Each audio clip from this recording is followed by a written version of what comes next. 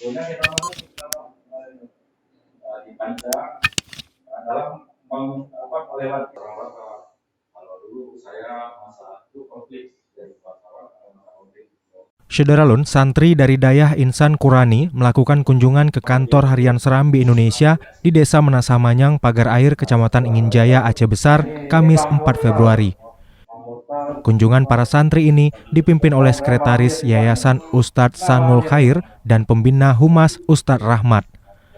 Kedatangan mereka langsung disambut oleh pemimpin redaksi Serambi Indonesia Zainal Arifin M. Nur. Kunjungan ini sebagai bagian dari program Departemen Jurnalistik dan Humas Dayah Insan Qurani.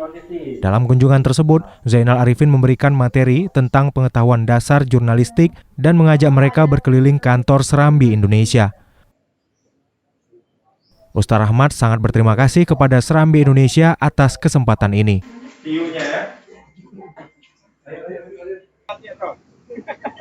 Dari Banda Aceh, Agus Ramadan, Serambi On TV. Keluarga sama